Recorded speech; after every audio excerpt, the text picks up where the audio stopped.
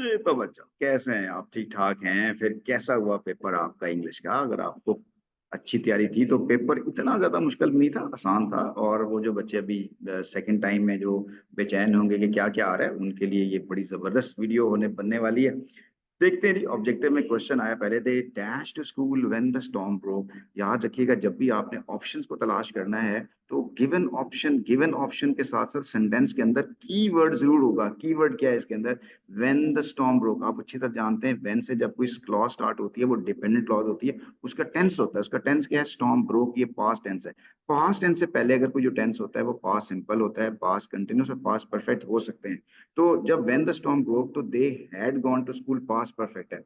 ठीक है ना? पास्ट परफेक्ट आएगा क्योंकि पास्ट सिंपल के साथ आमतौर पर एक्शन पहले हो चुका हो तो पास्ट परफेक्ट आता है। तो दे गॉन तो कोई टेंस ही नहीं बनता। दे के साथ हैज लगता ही नहीं है, गलत हो गया। दे आर गोइंग प्रेजेंट है, ये भी नहीं बनेगा। दे वर गोइंग, अरे ये पास्ट परफेक्ट नहीं है, ये पास्ट कंटिन्यूस है। तो they were going to school when the storm broke, इसका मतलब ये है कि जब स्टॉर्म ब्रोक हुआ तो वो स्कूल जा रहे थे।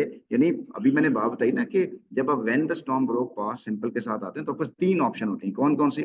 आप पास्ट सिंपल भी लगा सकते हैं, पास्ट परफेक्ट भी लग सकता है, और पास्ट कंटिन्यूअस भी लग सकता है। लेकिन तीनों के डिफरेंस मीनिंग चेंज हो जाएंगे। पास्ट का मतलब है दोनों एक्शन द सेम टाइम हो रहे हैं, ठीक है। और पास्ट का मतलब एक्शन हो चुका था। तो यहाँ हम करेंगे दे वर गोइंग टू स्कूल, वो स्कूल जा रहे थे जब जो है वो स्टॉर्म स्टार्ट हुआ। इसके बाद they dash hard all day, वो सारा दिन वो मेहनत करते हैं। ये प्रेजेंट सिंपल का मार्कर है और ये इंडेफिनिट है। इसके साथ हम दे के साथ वर्क्स तो होता ही नहीं है। दे वर्क बिल्कुल ठीक होगा, दे वर्किंग गलत होगा क्योंकि इसके साथ is am are was were होना चाहिए, ये वॉज वर होना चाहिए, वो तो दिया ही नहीं हुआ। और दे के साथ इज आपको पता है लगता ही नहीं है, तो ऑन ऑप्शन ऑफ के पास करेक्ट ऑप्शन हुआ beta. She dash set him back. अब देखिए बेटा जी, सेंट एक वर्ब है, आप जानते हैं सेंट वर्ब की थर्ड फॉर्म है। जब थर्ड फॉर्म हो रही होती है तो उससे पहले या तो is am are was were लगता है तो वो सेंटेंस पैसिव हो जाता है। और अगर पैसिव ना बनाना हो तो हैज हैव हैड लगता है। तो शी के साथ हैज नॉट लगता है, अल्फा ठीक होगा। शी के साथ हैव लगता ही नहीं है। शी के साथ डज नॉट अगर लगा भी दूं मैं तो वो सेंड होना चाहिए, सेंट तो बनता ही नहीं है। और शी के साथ डू लगता ही नहीं है, तो ऑप्शन वापस अल्फा करेक्ट होगी। I dash the house before it start. अब देखें फिर वही आ गया, बिफोर इट स्टार्टेड रेनिंग।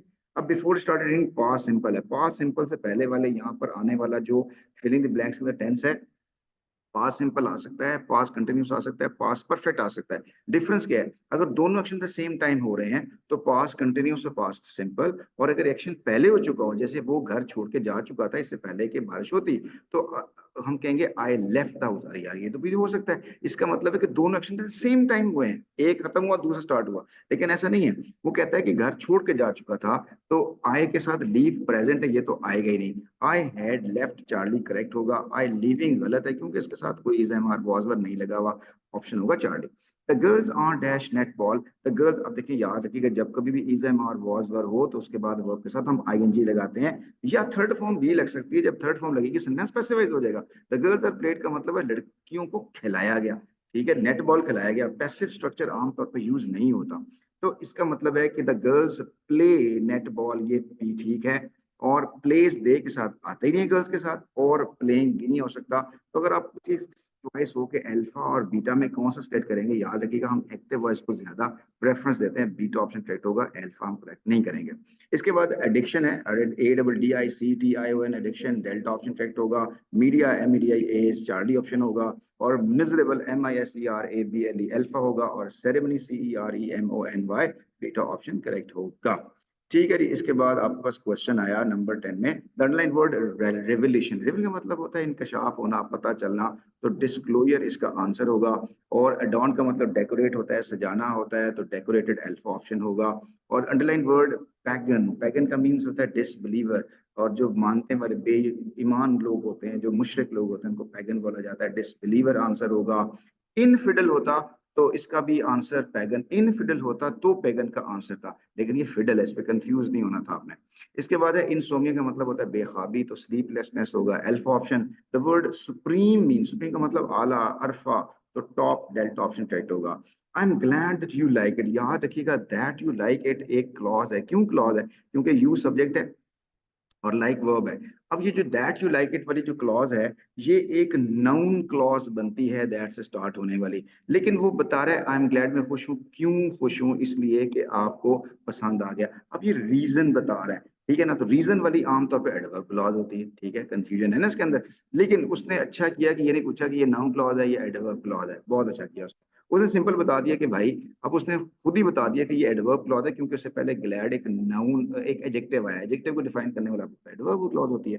तो ये एक रीजन बता रहा है, ना प्लेस बता रहा है, ना कंडीशन बता रहा है, ना टाइम बता रहा है, तो ये रीजन हेल्प ऑप्शन करेक्ट होगा। But is a translation device of, याद रखिएगा ये बिल्कुल, मैं इसको बिल्कुल समझ से बाहर है मेरी बात, कि बट एडिशन तो है ही नहीं, एंड नहीं है ना, और एम्फेसिस भी नहीं दे रहा वो, ठीक है। और कंपैरिजन और कंट्रास्ट के लिए और ट्रांसलेट डिवाइसेस होती हैं, और सीक्वेंस भी नहीं है। तो इसका मतलब है कि क्या बट जो है वो एम्फेसिस नहीं है, वो कंट्रास्ट सिग्नल है, वो हम कहते हैं उल्ट चीज है। अब क्यों कंट्रास्ट सिग्नल दिया नहीं हुआ, तो जो अवेलेबल ऑप्शन है वो कंपैरिजन ही बनता, तो हम इसको चाहते ना चाहते कहते हैं कि यही ऑप्शन है। मे बी इसका तो आपको मार्क्स मिल जाए कि यार इस तो प्रॉपर ऑप्शन इसका नहीं दिया हुआ।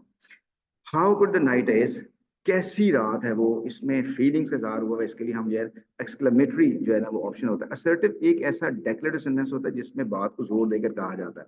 इंट्रोगेटिव में क्वेश्चन पूछा जाता है, इंपेरेटिव के अंदर ऑर्डर दिया जाता है, ये ऑर्डर नहीं है, इसकी एक्सक्लेमेटरी है, इसके एंड पे ये जो इस तरह करके लाइन है ये भी आ रही होती है। The police disperse the crowd, crowd जो है, जो ये कलेक्टिव नाउन है, ग्रुप नाउन नहीं होता, तो इसके अंदर ग्रुप ऑफ पीपल होते हैं, इसलिए क्राउड जो होगा तो कलेक्टिव नाउन डेल्टा ऑप्शन होगा। इस पे आप कंफ्यूज नहीं होना, ये काउंटेबल नाउन है या अनकाउंटेबल, ये काउंटेबल नहीं है, क्राउड को हम नहीं कहते, 10 क्राउड 15 क्राउड नहीं कहते, इसलिए काउंटेबल नहीं है। और Saqib is leaving on Friday at noon होता है, ऑन फ्राइडे बीटा ऑप्शन इसकी प्रेपोजिशन प्रेफरेंस है, ठीक है जी।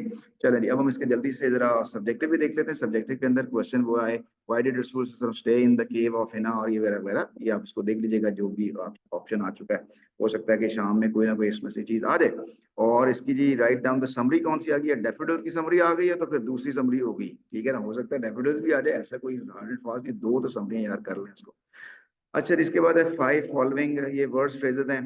कंस्ट्रक्टिव रोल है, तामीरी काम को कहते हैं।